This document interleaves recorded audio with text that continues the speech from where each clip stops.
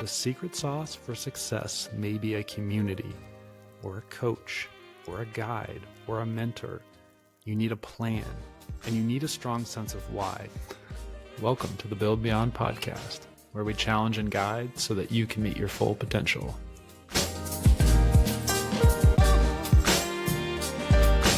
How do we get motivated and stay motivated to change? The main reason why people seek chiropractic care is that they want change. People want to change their symptoms. For example, they want to reduce their pain. People want decreased symptoms, and they want their joints to move freely without restriction. People want to return to activities they value, for both basic daily tasks and for enjoyment. Many people also want to change their health. They're looking for guidance and assistance and empathy. One reason why some people are apprehensive about seeking chiropractic care is that they are worried about being told that they will need routine chiropractic adjustments for the rest of their lives. Stereotypically, chiropractors lead people to believe that in order to obtain what they want, they must lie still on a chiropractic table and get their backs cracked over and over again. To be fair, some other healthcare professions that provide treatment for muscle and joint conditions also may have the tendency to lead people to believe that effective treatment requires special passive therapies. And when I say passive therapies, I'm talking about treatments that are done to a patient, generally while the person is not actively participating. Good examples of passive therapies are chiropractic adjustments, massage, laser, and e-stim. Many healthcare providers who rely on passive therapies claim to have special skills or equipment in unique clinical settings, without which change cannot occur. This may or may not be true, but if you want significant change, you probably won't receive it by lying motionless on a table for a few minutes once a month. That may not be realistic. So if you want significant change, you will most likely need more. You may need to actively participate in your treatment plan. Examples of active treatment are rehab, exercise, and lifestyle changes. People who want to live active lifestyles need active solutions. Chiropractic adjustments and other common passive therapies are relatively safe, and they can be effective for short-term pain relief for some people sometimes. There is no denying that. I do not want to diminish the potential value of safe therapies that may help people temporarily decrease their pain. I think it's wonderful that we have these options, but a dilemma presents itself when I ask my patients what they are hoping that I can do for them. Now, you may assume that chiropractic patients just want to get their backs cracked, but almost all of my patients want more. Unfortunately, many people are led to believe that routine chiropractic adjustments and other passive therapies can offer more, which is not necessarily accurate. My patients want less pain less frequently. They want to understand their symptoms. They want someone to listen to their story empathetically and respond inquisitively. They want a unique plan that works for them. They want control over the way their bodies feel. They want to increase or maintain physical activity. They want to be physically fit. They want to enjoy the activities they value, not modify and substitute because fun stuff hurts. They want to be less stressed. They want to sleep well. They want to eat nutritious food. They want to invest in a lifestyle that builds longevity and health. They want change. For those who want more than short-term symptom relief and lifelong clinical visits, we must discuss additional options. During these discussions, the initial question that I receive from an overwhelming number of people is, how do I get motivated to change and stay motivated long enough to achieve the changes I want? Most people know what they need to do in order to change their life, or improve their health, or reduce their pain. People are not dumb, and they know their bodies better than I do. When I ask, most people can quickly formulate an effective plan to get what they want. But an effective plan does not always seem doable. That's the problem. There appear to be way too many barriers in everyday life that block the efforts to make the changes that are obviously needed. And lack of motivation over time is one of these huge barriers. Big changes take small, consistent efforts over a long period. We're talking about the power of small interventions performed consistently and routinely over decades, not unlike a financial retirement plan. So, how does someone stay motivated to play the long game? This is the million-dollar question. A recent study tested the effects of different behavioral change strategies in older adults. The research team compared self-focused behavioral change strategies with group behavioral change strategies on their effectiveness for helping older adults stick with a strength training and a walking program. In a randomized clinical trial, participants who talked with their peers about their exercise program were able to increase exercise and sustain higher physical activity levels for up to 12 months after the experiment was done. Participants who used self-motivation and individual goal setting produced no significant changes in physical activity. The self-focused participants utilized problem solving, goal setting, and individual action planning. These are very commonly used in research and by people trying to make changes in their own life. The participants who incorporated group goal setting strategies benefited from peer-to-peer sharing and learning, such as social comparison and social support. These social processes included networking and engagement. The group who participated in shared goal setting accomplished noteworthy increases in physical activity compared with the participants who utilized self-focused goal setting. This paper replicated the results of previous research. Working in groups or teams with people who are striving to achieve similar goals enhances positive results. The secret sauce for success may be creating or joining a community. Let's look at CrossFit as an example. In a 2004 CrossFit Journal article, CrossFit was defined as a strength and conditioning system built on constantly varied, if not randomized, functional movements executed at high intensity. Now, fast forward to 2024. Here is the most current definition. CrossFit is a fitness program that produces measurable outcomes through lifestyle changes, centered on training and nutrition. Workouts consist of constantly varied high-intensity functional movements and are most fun and effective among friends at a local CrossFit gym. So the concept of constantly varied high-intensity functional movements has not changed. But did you notice the differences between both definitions? I love what they added. Produces measurable outcomes through lifestyle changes, not through magic exercises or rep schemes. Most fun and effective among friends at a local CrossFit gym. This is 100% about community. Let's consider a completely hypothetical experiment. What would happen if I created two groups and assigned each group to 1 year of CrossFit training with 7 sessions per week, including recovery sessions, for 365 consecutive days? One group would train at a local CrossFit gym, and one group would train as individuals in their own homes. All participants would complete the exact same workouts with equal volumes and prescribed intensities. Let's assume that these hypothetical participants are not competitive athletes and their main goals center around health. If I could guarantee 100% participation and equivalent intensities from all participants in both groups, which group would have the best outcomes at the end of the year? In this highly unlikely hypothetical experiment, my guess, there would be no significant differences if I could guarantee 100% participation and equivalent intensities.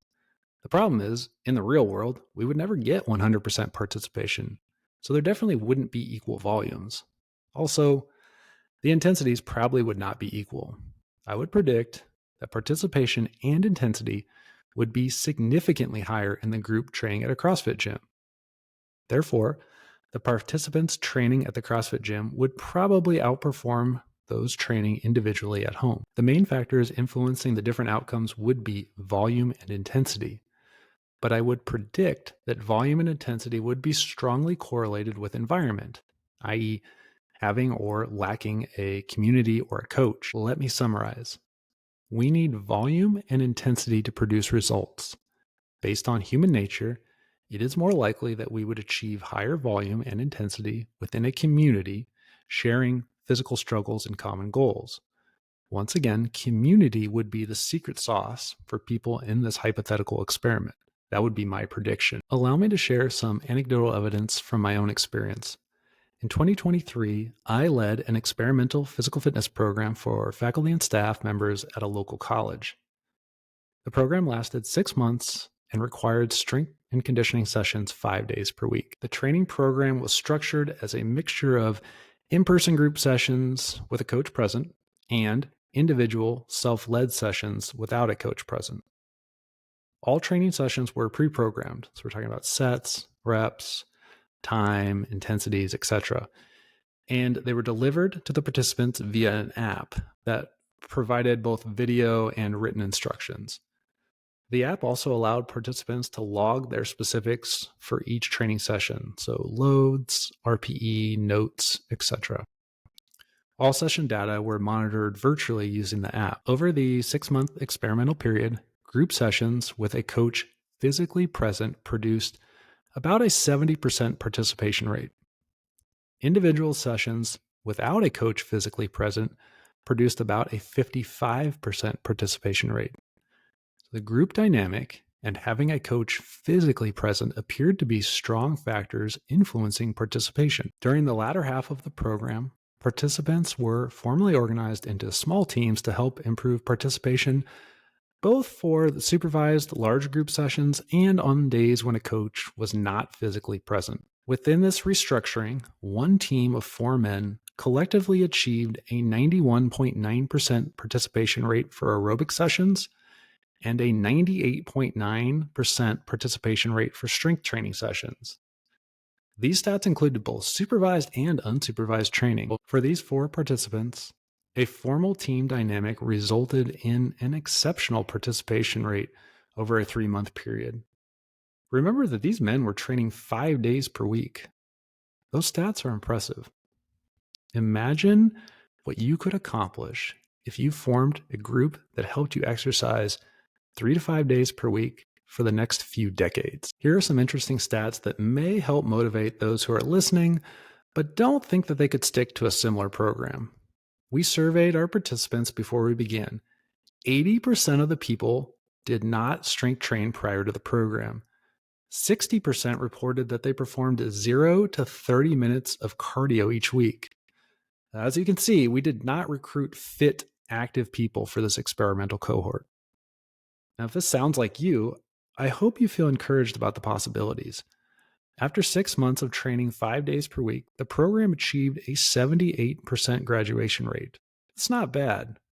And as I mentioned, some of those graduates achieved participation stats in the 90th percentile. Again, the secret to their success was probably related to community and coaching. Interestingly, many of the small groups still meet weekly at the gym to train together without any coaching.